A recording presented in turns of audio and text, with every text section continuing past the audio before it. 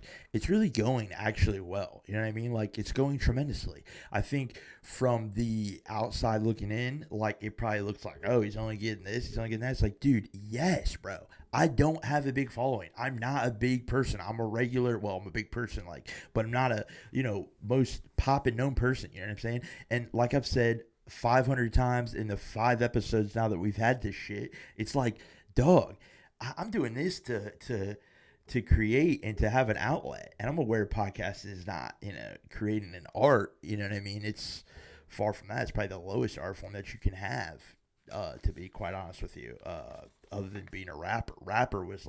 Local rapper was like number one. And then I said, no, let me quit that. And then let me go do the second lowest, like, looked upon art thing, which was a clothing brand. And now let me do the lowest of the lowest, scoundrel of scoundrels, put a microphone in my face and podcast with nobody else, with just me talking.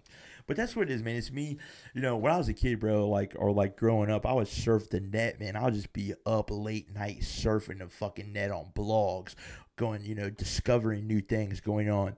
Things like Kanye West University blogs and Ill Roots and Two Dope Boys to get music and Ill Roots to get music and clothing vibes. And, Hype Beast at that time had just really still been a core thing. Complex was still really dope at this time. I remember just surfing web and just finding new things, new brands, new, ways to maneuver in your life. And, yeah, I think that's what this podcast is. It's just like a version of that. It's just me, searching and finding new things, for the love of the game. You know what I'm saying? I got a clothing brand that's 9 years old. It's not 9 years old because it's successful. It's 9 years old because I just have a love for the game, a passion. Maybe something my haters should figure out. All my haters lack passion. They lack fucking any type of understanding. They lack any type of vision, and they certainly lack swag. Okay, for the love of God. But yeah, this is what it is. It's like, or like, for example, dude, like, me just finding new things. Like, you shouldn't, first of all, I'm 33. You shouldn't be knowing the hottest artists, like, newest of the underground poppin' artists at 33, right? Like, it's a little over for that, right? You need to be coming in the game like, oh, who's this? And like, motherfuckers be like, dang, if you play music for somebody and they say, yeah, dude, you're just now getting hip to this, then you're acting your exact age and you're doing the proper thing. But anyway, that goes to say, this guy, I find this guy that I'm super late on, and I know I'm late on him. It's not that I found him. I knew he was out there. I was aware of him, but I wasn't paying attention to this guy's music. I wasn't focused on, anything he was doing. I saw there was a controversy about, him saying the N-word, but I'm like, I've seen mad dudes that look like him that have black mom or white mom or ginger, white, black shit. Like, no, I never thought that about him. I just never really paid attention. And then the record, the Backwoods sample record, I don't even know who is the actual. It's like a legendary singer. I don't know, Shaka Khan maybe. I don't know. Fucking Diana Ross, Donna Summer. I don't know, one of those bitches. But but I know it from Backwoods ATL. You and you gonna love me, right? So I'm like, yo, what the fuck? So I finally do it. I'm talking about Belly Gang Cushington, out of ATL. Belly Gang Cushington, man. Wow. I'm late. I'm absolutely late. But once I heard that Backwoods sample, I knew, okay, it drew me in immediately. And not only it drew me in, but then I started going down the rabbit hole. He just had the sound. So then I started seeing that he had the look and he had the vision. He's doing the $100 white tees and it's in a brick. At his like next level marketing. Like, what I think about him, I'm thinking like when I'm thinking of all the things he does, like, and how the way he uses the internet and just real life shit, it's like, I wonder, like, he has to be signed on the low, like, and it's, or he was signed, and you know what I mean? It's just too much of him is like so well put that somebody behind the scenes knows what they're doing with this cat, or maybe he does. I don't know, but just the whole marketing behind this dude is just like whole package, man. I'm still that fan that like loves the whole package. Pause. I'm still that fan that likes the rapper that dresses dope. I'm still the rapper that has a. I'm still that fan that has a, loves the rapper that his music sounds good and his music and his look fit, and it's just a thing. And he has that dope boy, fashion sense. You know what I mean? I hate even using the word fashion sense. Yuck, disgusting. Anyway, but so he just has that. So I'm listening to the tape, and so I go to the music. One thing I loved about the music, it wasn't overload. It wasn't this song, this many tapes, da da da. It was one fucking tape smacking right there on Apple Music, so you don't get lost in the sauce. You don't get lost in these, all these tapes and features and all this bullshit. That's another thing, dude. Dude is from Atlanta, and he doesn't have one feature on this album. Like the king, like this dude is in the. That's amazing. That's a test to everything that this dude is doing, bro. I noticed that and respect the fuck out of that. He could have had Thug, could have had a lot of people probably on his record, and chose to just debut it himself. And I love how he plays with the N-word shit too. Like people want to act like, is he black or white? He's playing with that. You know what I mean? The intro is genius. Coming out to that intro is fucking genius. Like, but yeah, Belly Gang. Well, with the project, I'm listening to the project, and it's incredible. Every record, banger. Every single one of them. Every single song on that project goes fucking hard.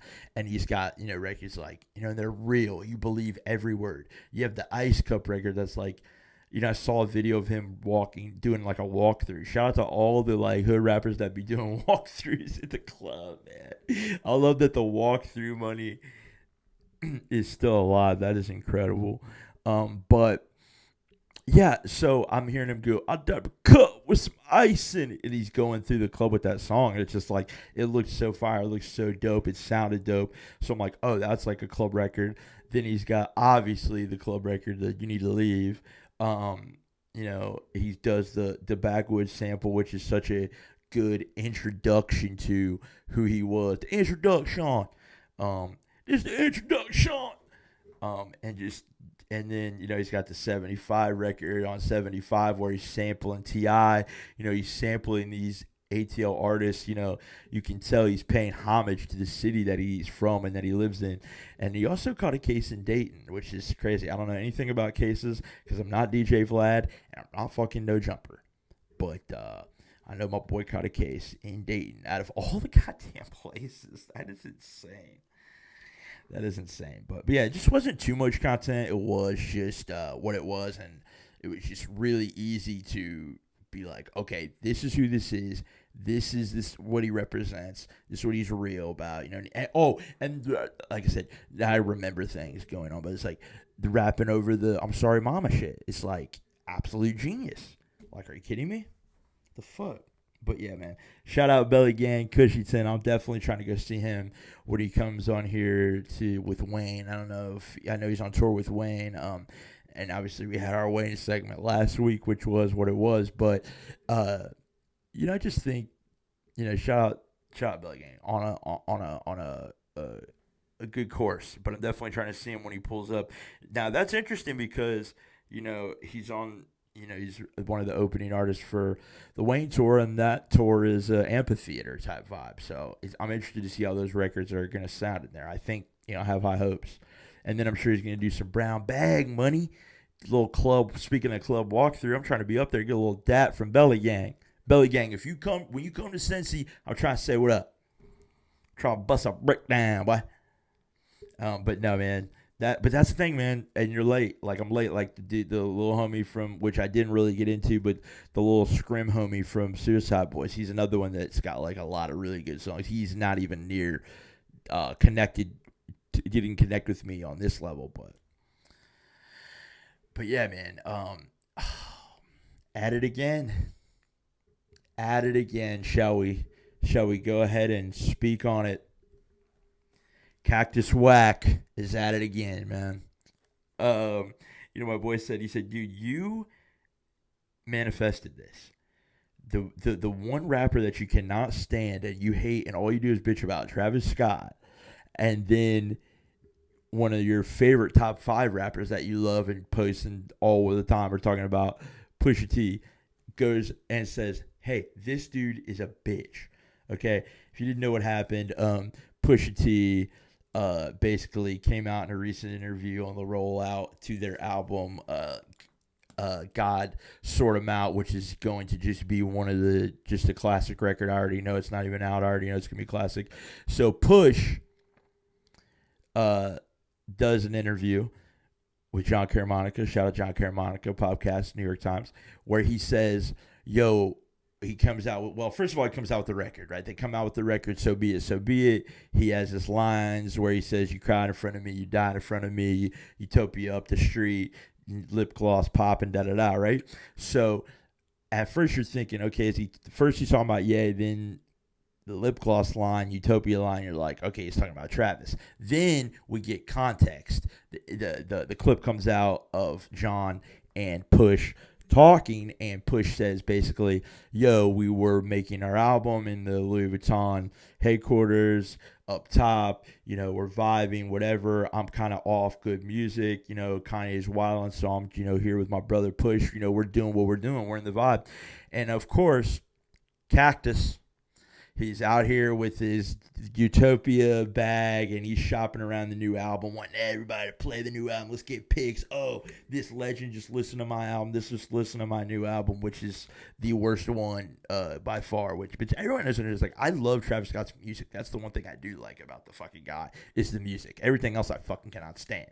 But anyway, so he comes up there to Paris unannounced, uninvited, goes, yo, I'm trying to play this album for y'all. Pulls up to the studio. It's Pharrell. It's the Clips. He plays this album.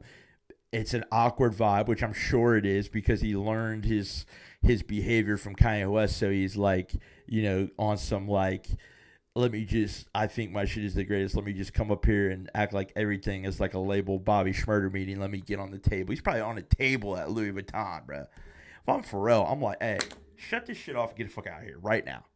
If I'm Pharrell, I'm like, shut this shit off and get the fuck out of here. We're making real music. So anyway, he plays this record. He leaves.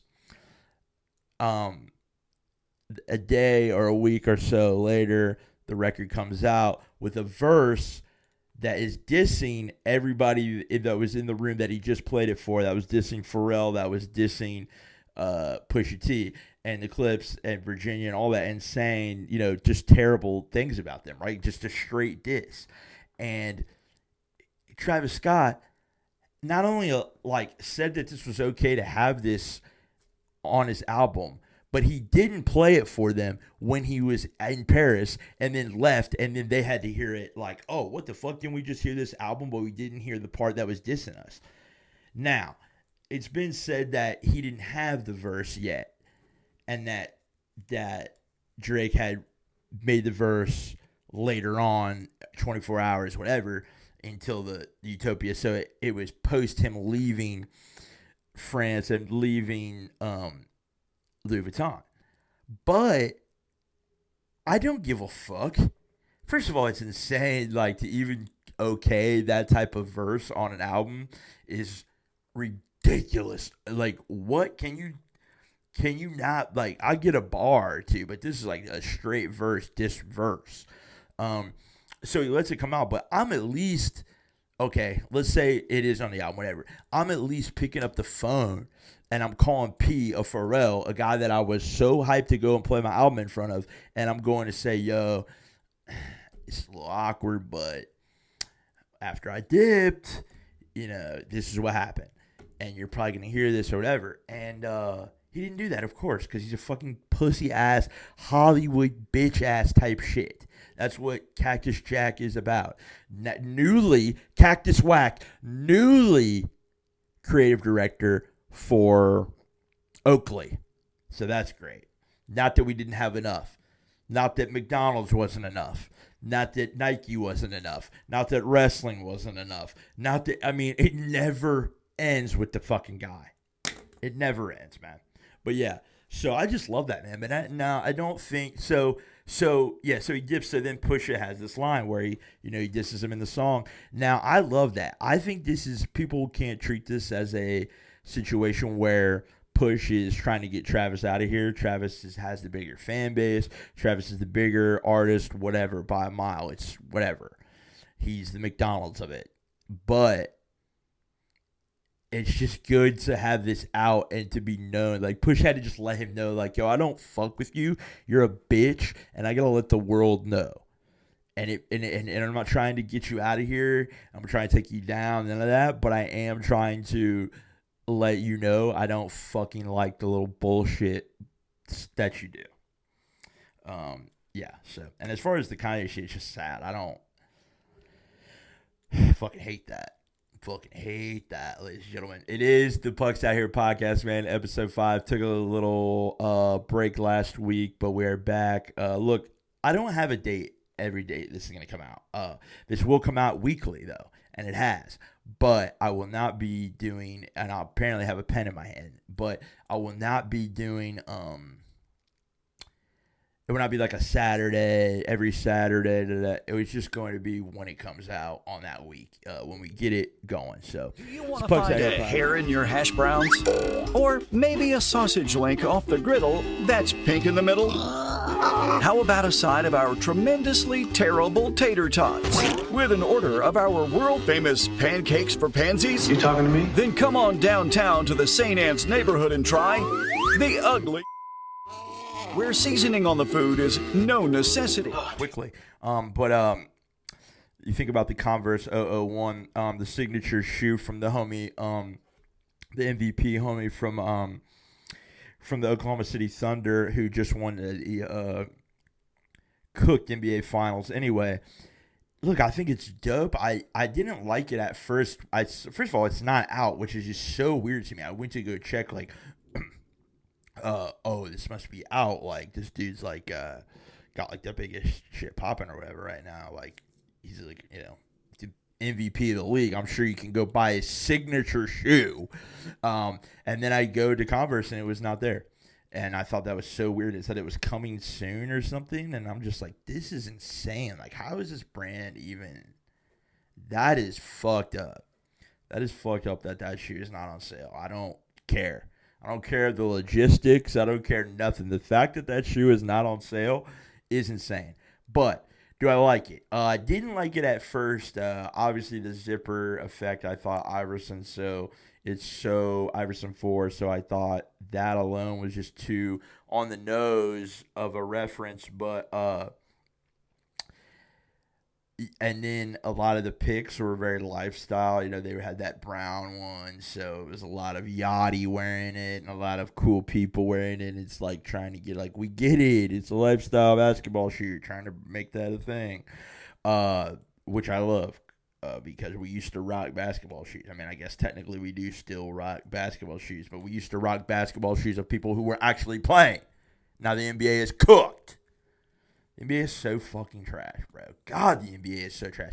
Dog, when I was a kid, dog, we used to have some of the illest players, illest personalities, illest brands, illest fucking shoes, like illest jerseys, like just character. Adam Silver, you are terrible, bro. I haven't watched the NBA in years, and I try, and I cannot, bro, and I will not. But yeah, I like that shoe. But the fact that it's not on sale, I'm not into modern day sneaker culture or whatever. Or let me rephrase that: modern day basketball sneaker culture. So I don't realize why the shoe's not on sale. But yeah, somebody let me know. Somebody let me know about that.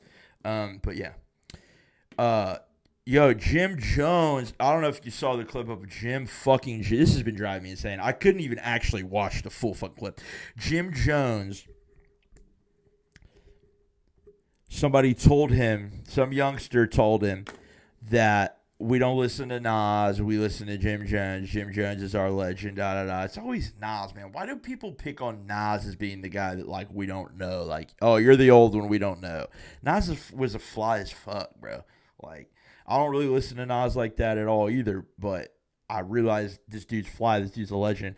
And first of all, Jim Jones, why is every member of Dipset so fucking, they act awful now. All of them act awful. Jim Jones acts like he's a child in the streets, like he's young as fuck, and doesn't understand anything. I mean, he's putting, when he put out the JPEG, what was it? Whatever Kanye was mad about him, he put that, it's like, dog. No, it's tone deaf. But Jim Jones, are you kidding me? First of all, Jim Jones' solo career, stop, bro. Stop. Over Nas, are you fucking kidding me? And I probably listened to more of Jim's solo career than I listened to Nas. But why are you even speaking like that? But yeah, every Dipset member acts like a fool. You got Jim Jones acting like a child. You got Joel Santana cracked out. And then you got Cameron, who's got a dope show, but he's out here and he's got every Diddy male escort up on the show, interviewing them in detail. So I just don't understand. It's like, it goes back to our last episode, man. Some of these legends do not know. The majority of these legends do not know how to fucking age gracefully, man. It's disgusting. It's disgusting shit, bro. Jim Jones, get your stop, bro. And I love Jim Jones. Like, this is Jim Jones. Like, Dipset is like our Wu-Tang. You know what I'm saying? Like, to kids like me. Like, you know what I mean? Like, that is, but, wow. You got to be somewhat self-aware. And I'm thinking, like, as you age, you would get more zenned out. As you age, you would get more self-aware. It doesn't work like that at all. Fucking annoying, dude. Oh, man. But on this day anniversary, dude, this one was very important to me right here. 12 years since Yeezus dropped the anniversary of Kanye West's album, Yeezus. Look, man, Yeezus, first of all, before I even go into the music part of it, this album was so important to me. I hate to be your music saved my life, but this album got me out of a group home. Other than my caregiver's help, this album got me up out of a group home that I was in. I was living in a handicapped group home at this time. I had pretty much just fresh off graduating high school, did a year at community college, and was out of living with my mom no more. And basically at that time I wasn't able to be as independent as I am now. So they would put me in places that they would try to fit me in. And I would just have no choice but to be in group homes and in county homes with people with the circumstances that I was in. And, to keep it real with you, I was like there wasn't a lot of people who were like in my situation, like that had muscular dystrophy and like was like, cognitive or whatever. No disrespect to people who are not like, who are like retarded and shit. Respect, whatever. We fuck with retards. They're retarded people and like slow people or whatever. Fucking yeah, whatever. We fuck with that shit. God damn, it's terrible. Fuck. Anyway, but they put you in these group homes, man, and they just pair you up the best they can, and it's terrible. And I'm not even kidding you. I did not just live with two mentally retarded people, but I lived with two mentally retarded criminals. Okay, that's what I was living with this time. And one would go to jail every weekend and come back, and the other one had some crazy sexual addiction and stole my laptop trying to watch porn. They wouldn't let this motherfucker watch porn, so he was just a maniac. So, I mean, and this is the things that I was living in because there was really nowhere else for me at the time, and just the situation I was in is just a long story. It's like, where else are you going to put this handicapped kid who can't live on his own at the time? So I was just really frustrated and down at the time, but luckily this spot had a cul-de-sac. It was cul-de-sac culture, right, in this group home. So I would just throw on my headphones. Luckily this album came out in the summer, and I would throw on my headphones, man, and I would just drive my chair on a sidewalk up and down, up and down, up and down, up and down, playing this 10-song masterpiece and getting fuel, man. And beside the part that it was such a polarizing project for people and, was such a different left turn for him, it was so perfect for me. It was the attitude that I needed. And I know you're probably like thinking, this motherfucker needed any more type of chip on his shoulder type attitude shit. I did at that time. I could not get out of the situation I was in. I was fighting to get out of the situation I was in to live on my own. So, I'm going and I'm listening to these records, and I'm from Jesus, and I'm just getting more fueled and more fueled, and trying to figure out ways to get myself independently on my own. Well, one day I come home and they fire my caregiver who was with me of 17 years at that time. It was 10, not even 10, but probably 6, 7. So not only was at least I was in this group home, but I had the caregiver that I had, this was the caregiver that had been with me for so long. But now they fired him. So now I'm like, oh, I'm just in crash out mode at this time. So I'm like, yo, fuck this, I'm out. So I fucking literally grab my shit and I'm like, yo, I'm not living. I'm living on my own, and I'm not living without this dude as my caregiver. So we end up living with my mom for a little bit, which was, respect to my mom, but I can't live with my mom. We don't just get along in that regard. So I couldn't stay there. So I ended up staying in this janky ass motel that's a stay-in hotel. You could stay for like a week, and you pay by the week. And I would stay there, and as I was fighting my way, basically saying, yo, I'm going to live on my own. I'm going to live on my own, and I'm not going back to this group home. I'm not going back to this group home. I'm not going back to this group home. Long story short, we fought, and I ended up actually living on my own and actually having Rob as my caregiver, and actually having a dog, and actually having my own spot, and where I had bitches over, and you know what I'm saying, and my own whip where, I own, and, I say when the fuck I'm leaving and when I'm not. You mean in these group homes, they tell you, like, yo, you got this hour and this hour to go somewhere, and that's it.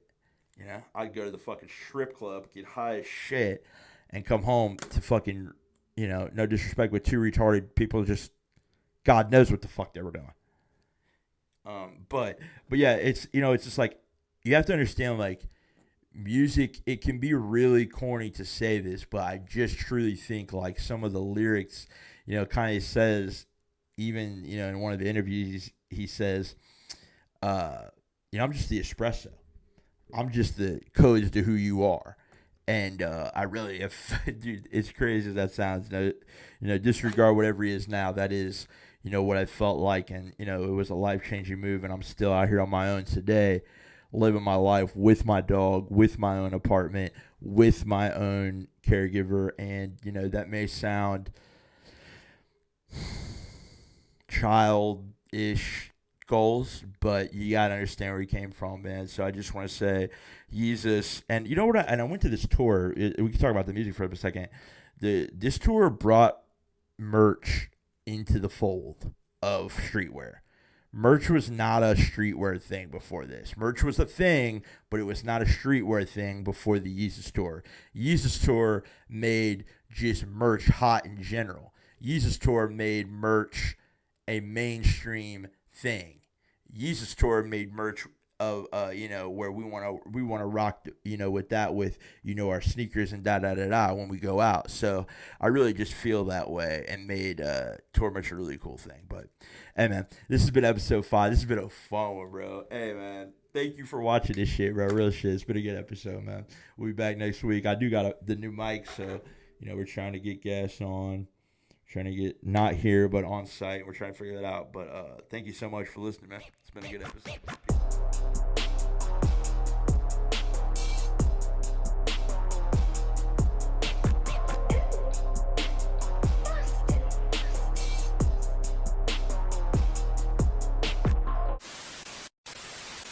Dude, I swear, there is this guy out of Dayton, Ohio. He goes by the name Puck. His podcast. What is it called? Look that fucking shit up, will you, Jamie? You dumb dick. Dude, Jamie, you have been pissing me off. Do you want me to black belt Brazil your dumb ass? I mean, honestly, dude, fuck you. Little pussy. No, Jamie, I have a question. Have you ever fucked a bad bitch? Tell me right now. Exactly. Then stop. Okay, there it is. It's called the Pucksouthere podcast. Dude, this guy knows a ton of shit. I mean, we saw him slap the fuck out of a hater. I even called Dana. I said, dude, this big Puck guy, he has hands. We need this big fucking bastard in the octagon. But he didn't listen. Fuck him. Anyway. But I am telling you now, fucking aliens, planets, government. Dude, all that shit is mind-numbingly boring in comparison to the mind of Big Pucky the God. So do yourself a fucking goddamn favor. Let the Puckster get you fucking right. Look, bro, there is a guy out of Dayton, fucking Ohio. I think his name is Big Pucky, Big Puck, Puckster, Pucksouthere, something like that. Right now, I won't even allow myself or my employees in the office to listen to anything else. Straight Puck Daddy running through the office Bluetooth. Even if these fuckers try to put their ear pods in and listen to something else, I connect and switch it back to Big Pucky. It is like, oh, you think you are about to play some fucking Billy Bob Eyelash or fucking Dave Chappell Roan? Not fucking happening, bro. The Pucksouthere podcast is how you build real soldiers. It is how you build real warriors, and that is what we'll be playing. I am so sick of you goddamn pussy boys. Have none of you ever done drugs? I swear it is like none of you have got hit in the face. Leave the wife, leave the kids. You need to dip the fuck out from that family. These people are haters. These people have no swag. Not to mention no fucking drip. They are holding you back from being a fucking boss. Ask yourself right now, do I want to be a lane for the rest of my life? And this shit stops now. The Pucksouthere podcast on goddamn repeat. I mean, I want it playing until your ears bleed out of your motherfucking asshole. End of story.